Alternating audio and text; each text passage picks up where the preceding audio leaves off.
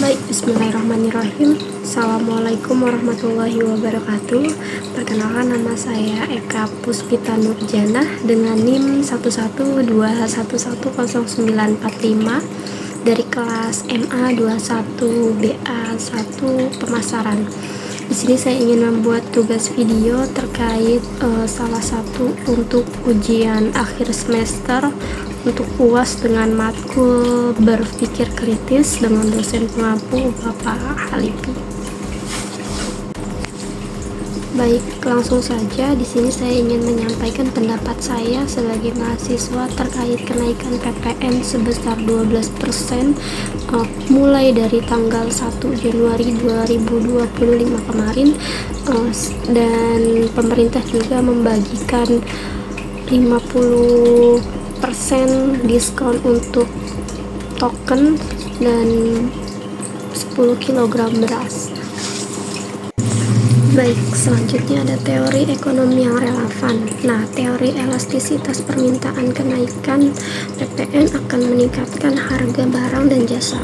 Hal ini berdampak pada penurunan permintaan barang non-esensial karena sifat elastisitasnya. Sebaliknya, barang kebutuhan pokok seperti beras dan listrik memiliki elastisitas rendah sehingga permintaan tidak banyak berubah meski terjadi kenaikan harga.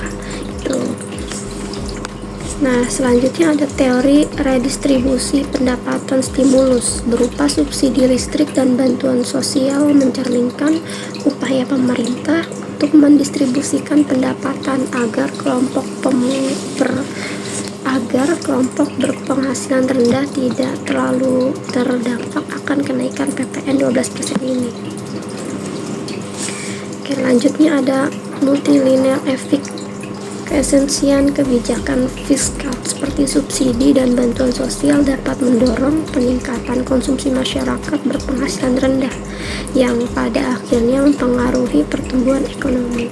Dilanjutnya ada teori behavioral. Dari perspektif ini, kenaikan pajak tidak perlu disertai komunikasi yang baik kepada masyarakat untuk mengurangi resistensi psikologis dan meningkatkan penerimaan publik. Selanjutnya ada dampak ekonomi. Nah, di dampak ini terdapat dua, ada dampak positif dan negatifnya. Dampak positifnya itu peningkatan penerimaan negara. Kenaikan PPN sebesar 1% diproyeksi meningkatkan penerimaan negara hingga triliunan rupiah yang dapat dialokasikan untuk sektor prioritas seperti kesehatan dan pendidikan. Stabilitas ekonomi melalui subsidi listrik dan bantuan beras membantu menjaga daya beli masyarakat sehingga mengurangi risiko inflasi yang tidak terkendali. Nah, dukungan bagi UMKM, perpanjangan insentif PPh finansial sebesar 0,5% hingga 2025 akan meringankan beban pajak pelaku UMKM yang merupakan tulang punggung perekonomian gitu. Dilanjut ada dampak negatifnya, penurunan konsumsi. Kenaikan PPN mengurangi pendapatan disposibel masyarakat. Akibatnya, konsumsi barang non-esensial cenderung menurun yang dapat mempengaruhi sektor retail dan hiburan. Nah, keseimbangan ekonomi kelompok masyarakat menengah ke bawah lebih terdampak oleh kenaikan harga barang dan jasa dibandingkan kelompok masyarakat kaya. Meski pemerintah telah memberikan stimulus, beban sektor swasta industri berbasis bahan baku seperti pangan, manufaktur akan menghadapi kenaikan biaya produksi sehingga berpotensi menekankan laba perusahaan. Nah, yang keempat ini ada langkah pemerintah dalam meredam dampak. Yang pertama ada stimulus sosial, diskon listrik 50% untuk pelanggan dengan daya 2200 watt ke bawah selama Januari dan Februari tahun 2025, membantu menjaga daya beli sekitar 81,4 juta rumah tangga. Bantuan beras, pemberian 10 kg beras untuk 16 juta KPM adalah langkah redistribusi untuk memastikan kebutuhan pangan dasar masyarakat terpenuhi. Nah, selanjutnya ada pembebasan PPN barang strategis. Pemerintah menghapus PPN pada barang strategis seperti beras, gula, dan daging ayam gitu ya, guna menjaga kestabilan harga barang kebutuhan pokok. Terus perpanjangan insentif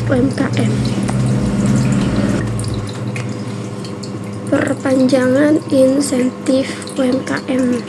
Nah, insentif berupa tarif PPh finansial 0,5% bagi UMKM yang beromset di bawah 4,8 miliar, memberikan kelonggaran fiskal bagi usaha kecil.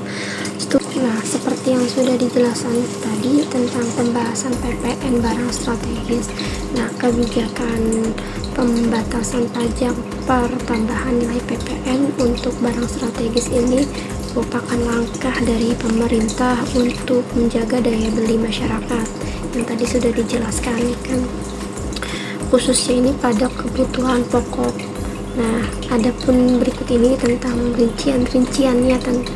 Yang pertama itu barang yang diberikan pembebasan PPN. Yang pertama pastinya beras dan gabah ya, karena kan beras dan gabah itu selaku bahan pokok atau bahan utama masyarakat.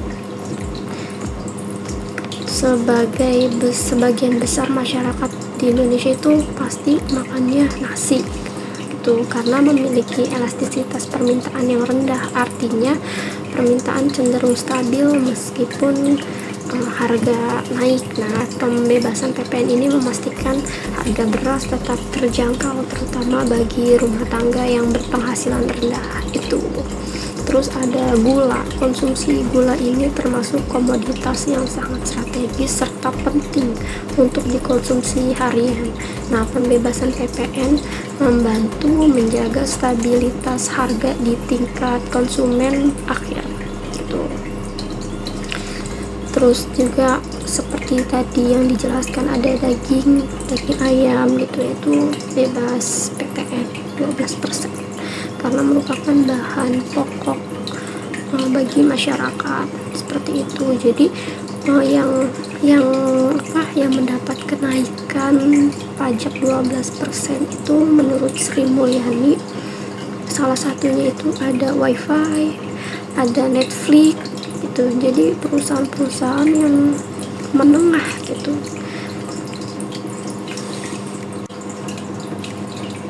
Nah, selain harga bahan pokok yang tidak kena PPN 12%, pemerintah juga meringankan bagi masyarakatnya mendapatkan diskon listrik bagi pelanggan 2.200 watt ke bawah seperti yang sudah tadi saya jelaskan ya.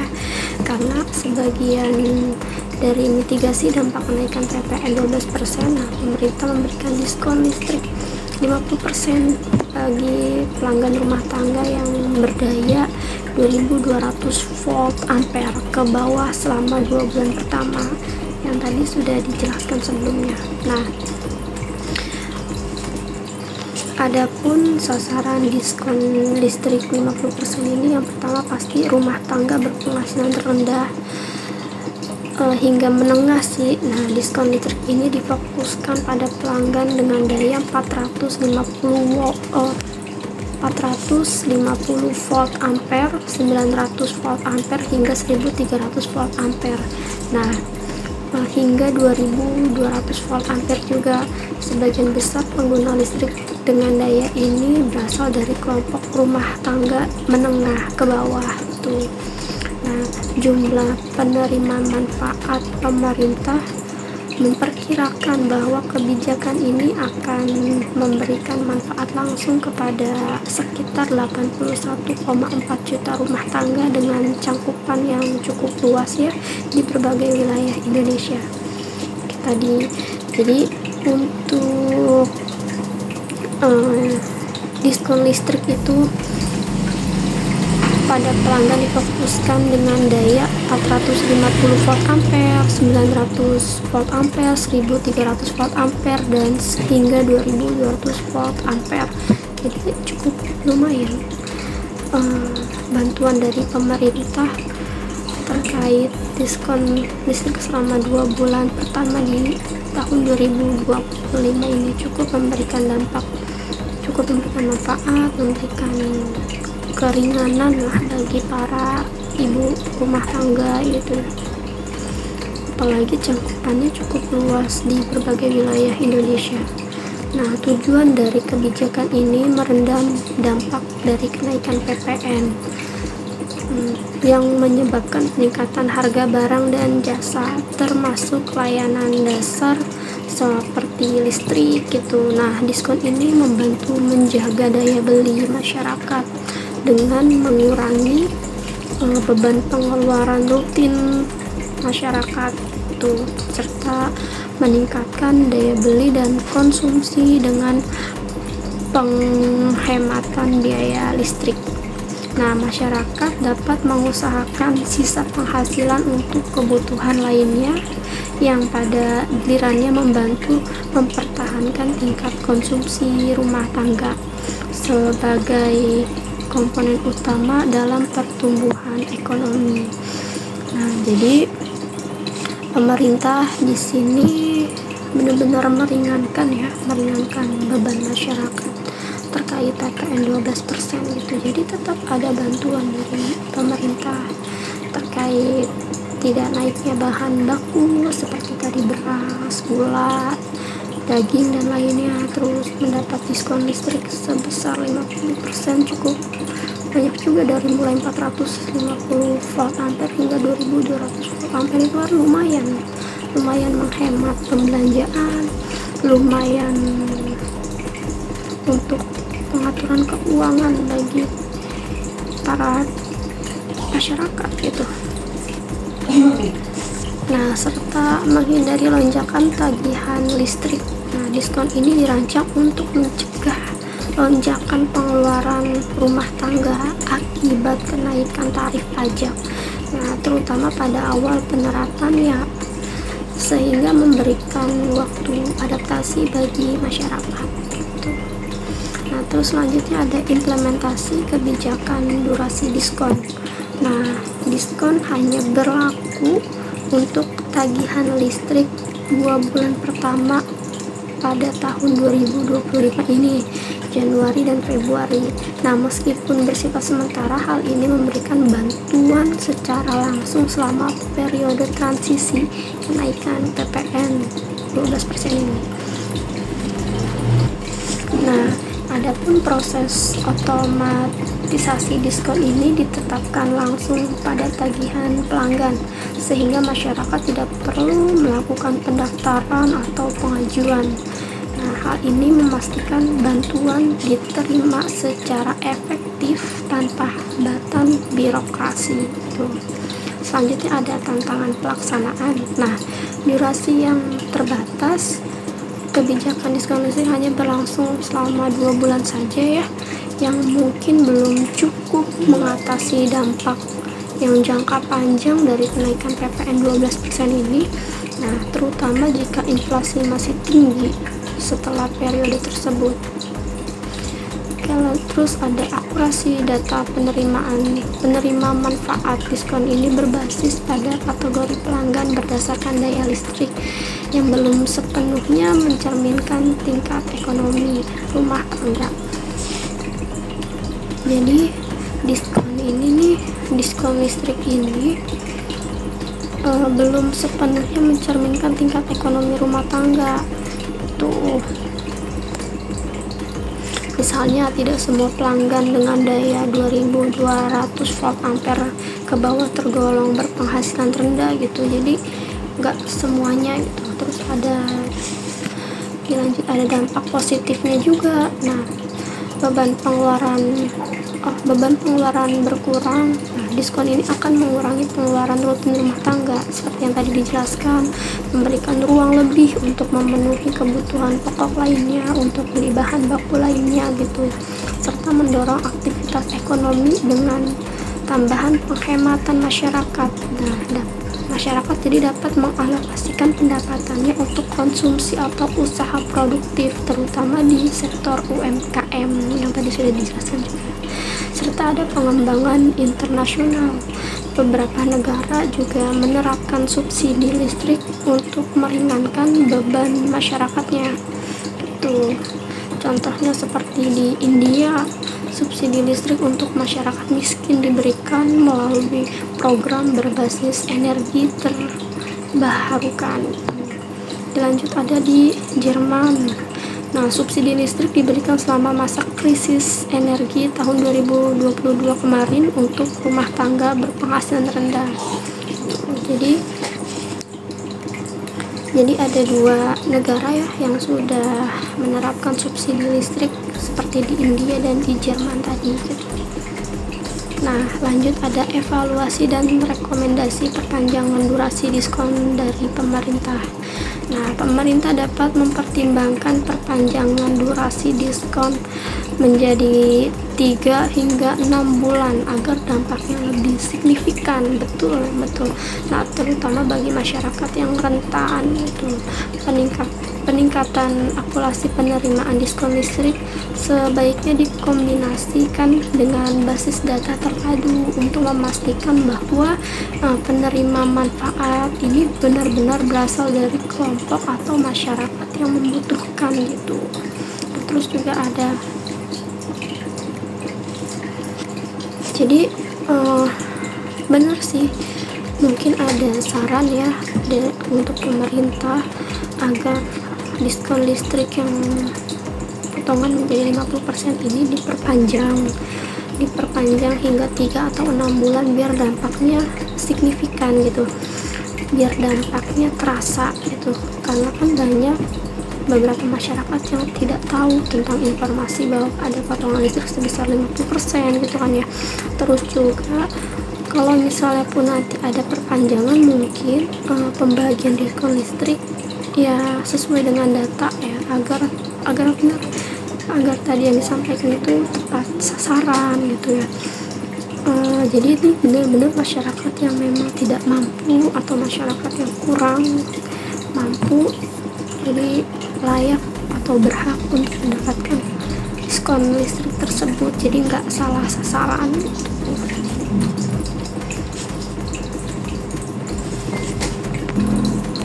Nah, diskon listrik ini mencerminkan langkah yang strategis bagi pemerintah untuk memberikan pelindungan sosial di tengah kebijakan kenaikan pajak, sekaligus menjaga kestabilan ekonomi nasional. Nah, tadi kan dampak positif dari kenaikan PPN 12%. Nah, sekarang ada dampak negatifnya. Dampak negatifnya itu ialah penurunan konsumsi rumah tangga. Menurut teori konsumsi Keynes, nah, kenaikan pajak dapat mengurangi pendapatan disposable masyarakat, sehingga konsumsi barang non esensial akan menurun. Terus ketimpangan ekonomi, meskipun stimulus, kelompok berpenghasilan menengah bawah masih rentan terhadap dampak kenaikan harga barang dan jasa. Itu yang tadi sudah dijelaskan. Tekanan pada sektor swasta industri yang bergantung pada bahan baku seperti gula, tepung, terus kemungkinan mengalami kenaikan biaya produksinya. Nah gitu. Nah, tadi kan ada beberapa negara yang sudah menerapkan pembagian diskon listrik. Tadi ada di India dan di Jerman. Nah, sekarang ini ada beberapa negara yang telah mengalami kenaikan PPN dengan kebijakan serupa. Yang pertama itu ada Jepang. Pada tahun 2019 PPN naik dari 8% menjadi 10%. Pemerintah memberikan insentif berupa pembebasan pajak untuk makanan segar dan transportasi umum.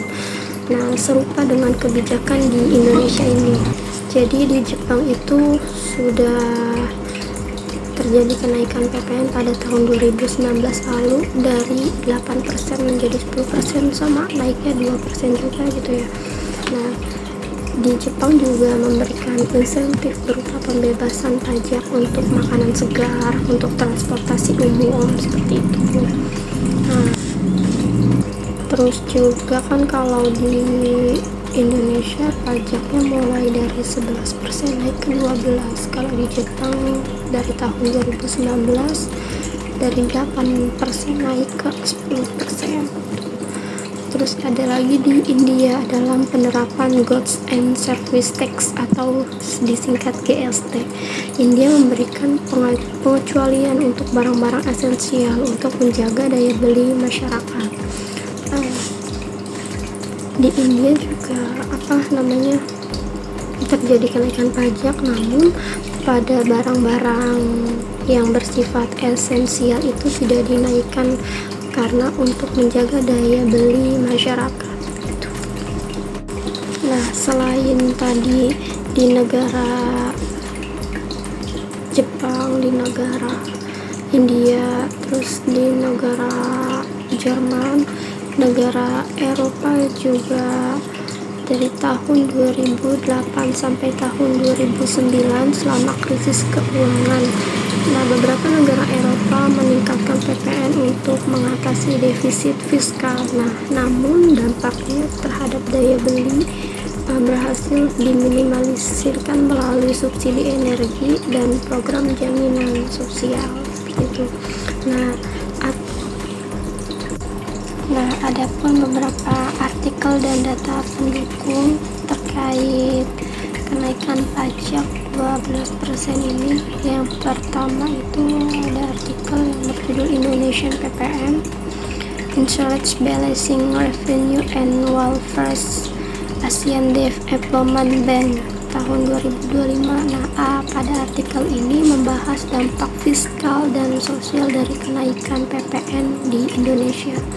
Terus yang kedua ada Tax Hike Relation from Japan and India International Tax Journal pada tahun 2020 yang membandingkan kebijakan PPN di negara-negara yang mengalami kenaikan tarif pajak.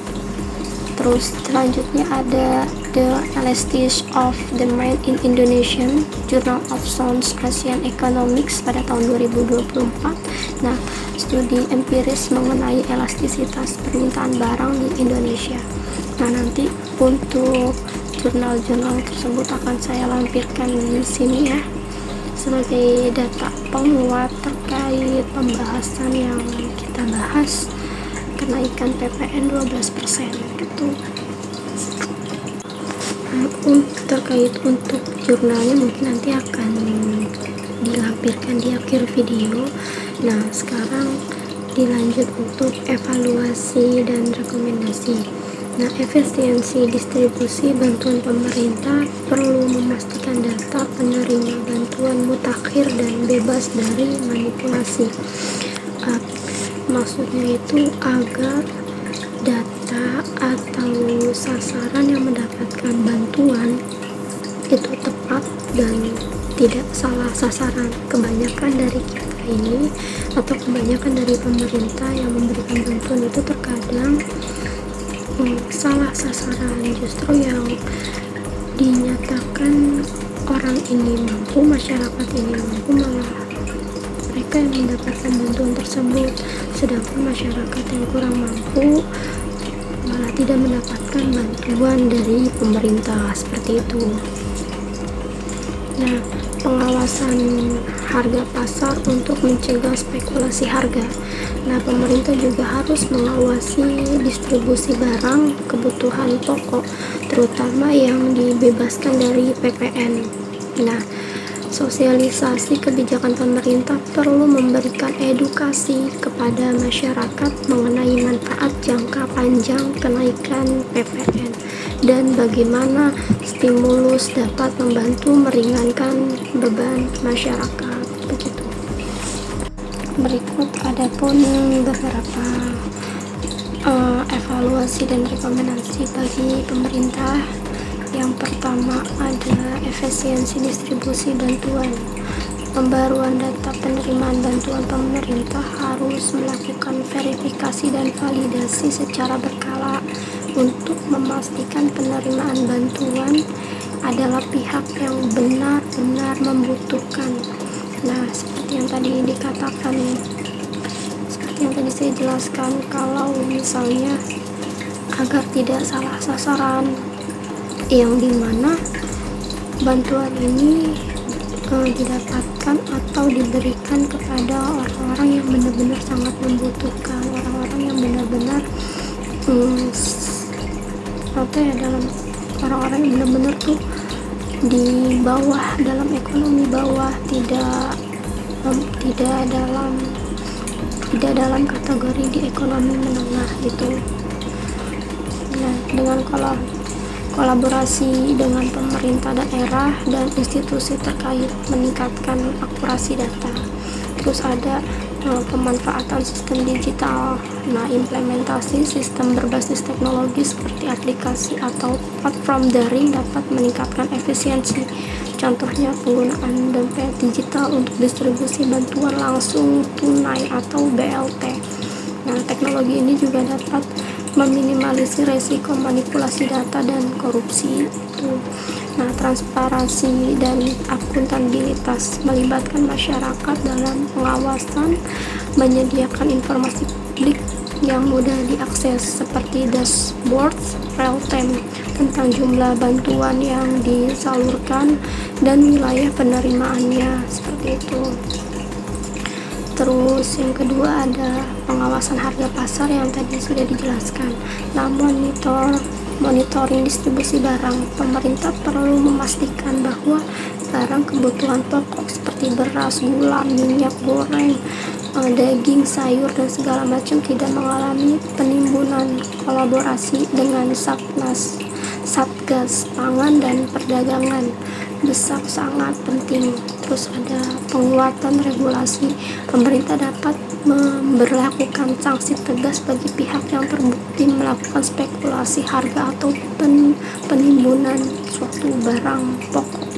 Terus stabilisasi pasokan, penyediaan cadangan pangan oleh bulog atau lembaga terkait perlu ditingkatkan untuk menjaga ketersediaan barang di pasar. Nah, distribusi langsung ke pasar tradisional dan modern juga bisa dilakukan untuk mencegah kelangkaan suatu barang kebutuhan.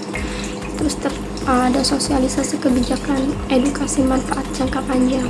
Pemerintah harus memberikan pemahaman masyarakat bahwa kenaikan PPN meskipun terlihat sangat memberatkan ya, namun bertujuan untuk meningkatkan penerimaan negara yang akan digunakan untuk program kesejahteraan masyarakat tentunya, seperti pembangunan infrastruktur dan pendidikan, terus kesehatan juga, kemitraan dengan media, menggunakan media massa, media sosial, dan kampanye digital untuk menjelaskan secara sederhana terkait kenaikan PPN 12% ini.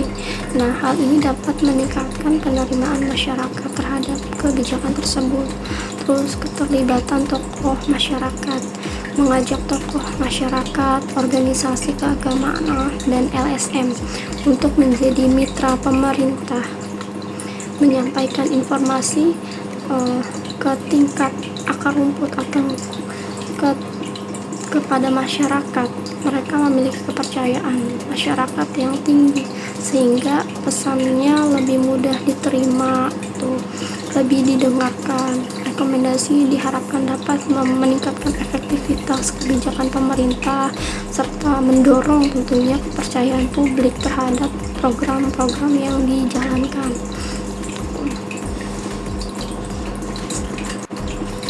Nah, kesimpulan dari pembahasan yang kita lakukan tadi ialah kenaikan PPN menjadi 12% merupakan kebijakan yang memang tidak dapat dihindari untuk meningkatkan penerimaan atau pemasukan negara. Nah, dengan kebijakan mitigasi yang tepat seperti subsidi listrik, bantuan sosial, dan pembebasan PPN untuk barang-barang strategis, barang-barang kebutuhan pokok yang dijelaskan tadi, pemerintah dapat meminimalkan dampak negatifnya. Terus Kita juga dapat belajar dari negara-negara lain. Penting bagi Indonesia untuk mengimplementasikan kebijakan ini dengan pengawasan yang baik, distribusi yang efisien, serta sosialisasi yang jelas kepada masyarakat. Banyak juga negara-negara lain yang sudah menerapkan kenaikan PPN seperti yang di Jepang tadi, terus yang di India, di Jerman, di Eropa juga sudah menerapkan PPN gitu ya. Mungkin ya, ini saja pendapat dari saya selaku mahasiswa terkait kenaikan pajak 12%. Kurang dan lebihnya mohon maaf. Sekian dari saya. Assalamualaikum warahmatullahi wabarakatuh.